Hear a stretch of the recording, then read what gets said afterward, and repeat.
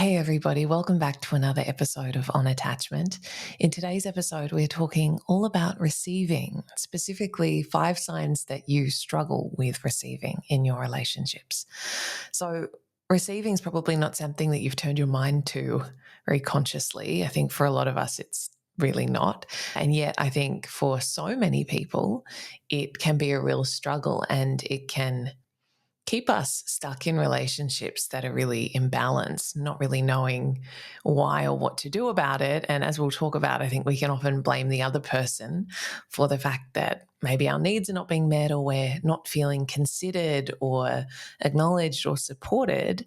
And yet, as always, there's probably a little more to it than meets the eye in that we're responsible in part for the creation and perpetuation of a dynamic that feels imbalanced or asymmetrical in terms of contribution or who's being accommodated.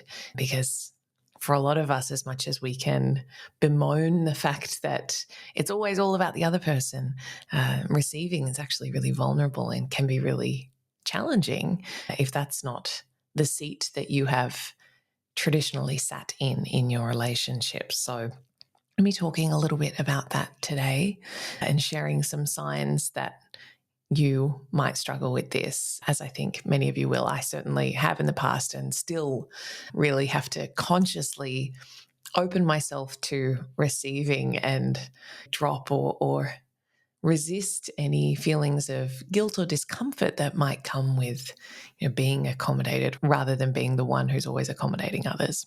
Okay, so that's what we're going to be talking about today. Before we dive into that, just a quick reminder that I'm running a 50% off sale at the moment on all of my courses and masterclasses. So my Higher Love Breakup course, my Secure Together couples or relationship course, and then my 4 masterclasses, which are shorter workshops on specific topics. All of those are 50% off at the moment with the discount code HeyBaby. So if you insert that discount code at the checkout, you can save 50% on all of those.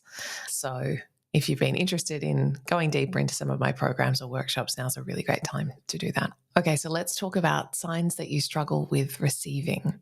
Now, the first one is that you often or consistently wind up in relationships, and this can be friendships as well, to be clear. It's not specific to romantic relationships.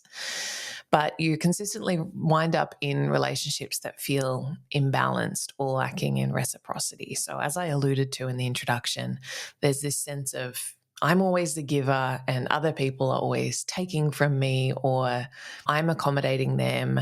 I am working around their needs and preferences. And it's never me who's taking up that space. It's never me who is the one being accommodated, the one whose preferences are being catered to.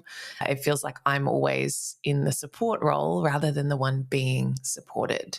Now, you might be hearing that and going, why is that my fault, right? Why should I be held responsible for the fact that people are taking advantage of me, or other stories like that? And as always, it's not about fault. And I hope that those of you who've been following my work for a while know that I'm not talking in terms of fault and blame. And I think that we really have to try and look beyond that and go, okay, what's actually going on here? And as always, I think that these dynamics, it takes 2 to tango and they reinforce each other. And so we're not looking at blame so much as in what ways am I contributing to the perpetuation of the status quo here? And I think that when we are consistently winding up in relationships that have a similar look and feel to them in terms of that kind of dynamic of overgiving and imbalance and feeling maybe resentful about that, that's a really good sign that we are part of that, that we're contributing in some way, and that that's not just about the other person. I think when you've got the same dynamic over and over again, it becomes a little dishonest maybe to just point the finger at the other person and go, oh, I don't know why I always end up with people who take advantage of me.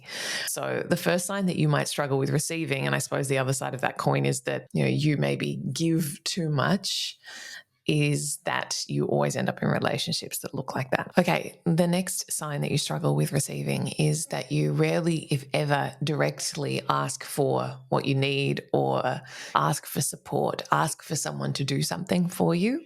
That's something that you really struggle to directly request.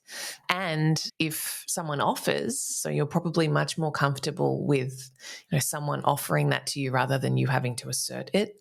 And you might find that if someone does offer, you go through a few rounds of pushing back and saying, no, I'm fine, don't worry about it. It's really not that big a deal, and other things like that before you eventually might accept whatever it is that they're offering you. So it's only in those circumstances that you can feel okay with someone doing something for you, even if you really want to and you wish you could ask them directly.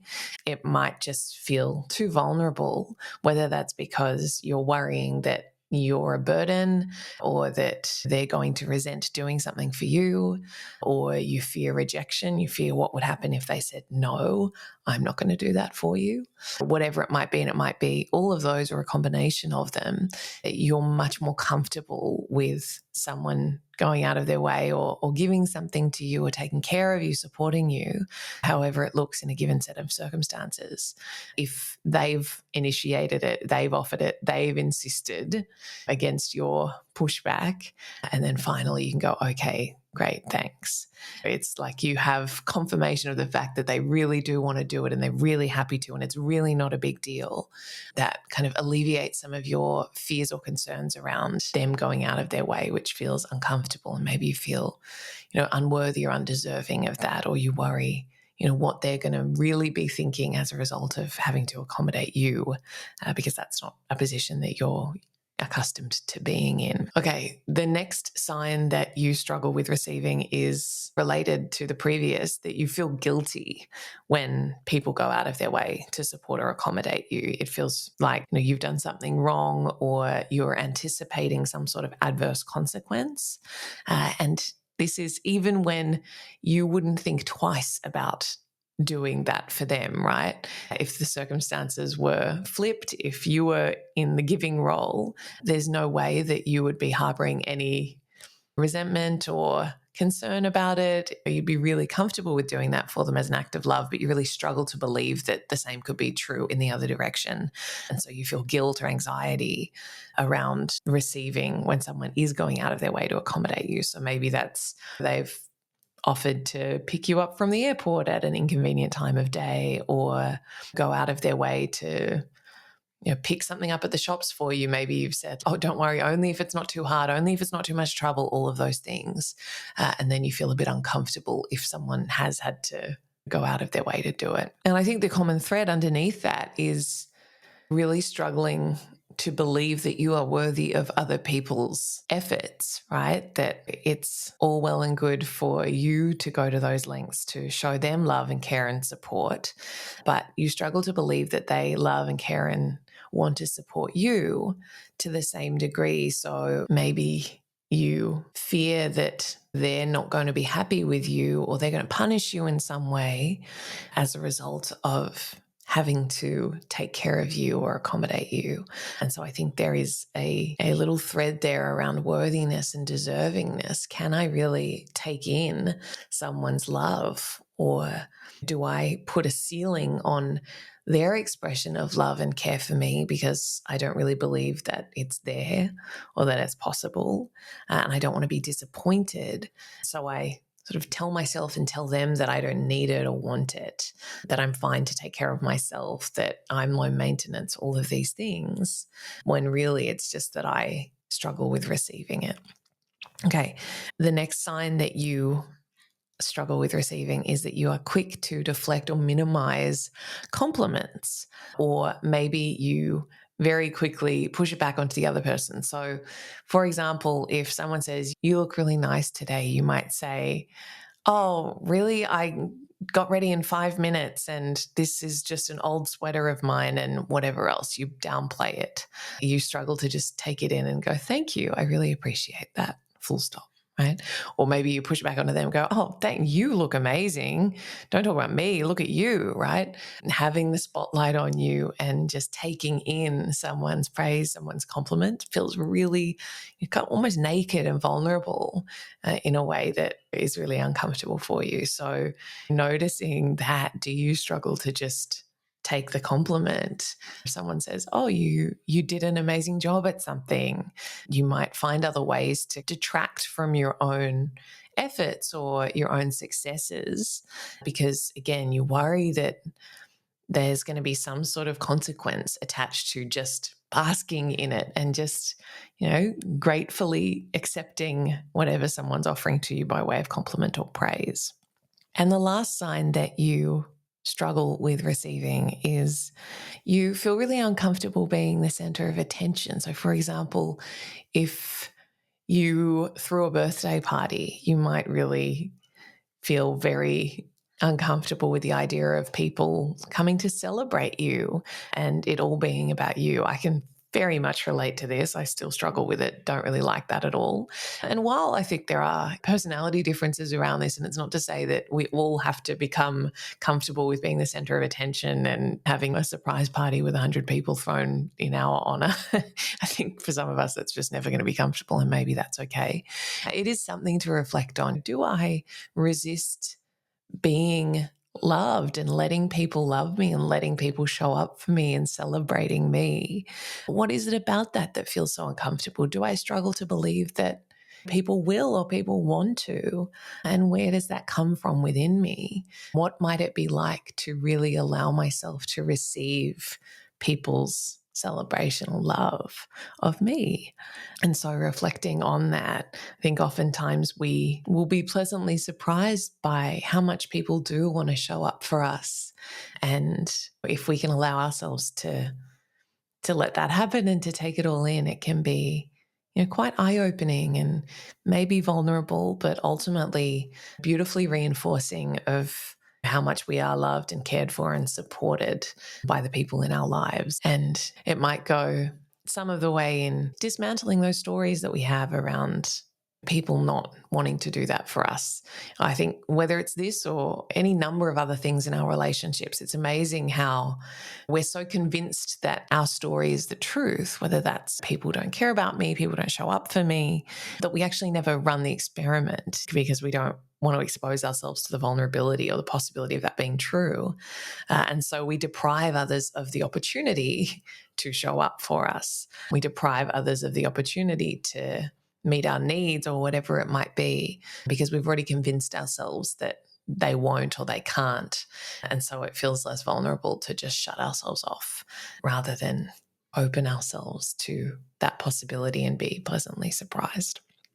So that was 5 signs that you struggle with receiving. I'll quickly recap those. The first was you consistently wind up in these imbalanced or asymmetrical relationships that feel like you're the one always giving and they're the one always taking, and it's never about you.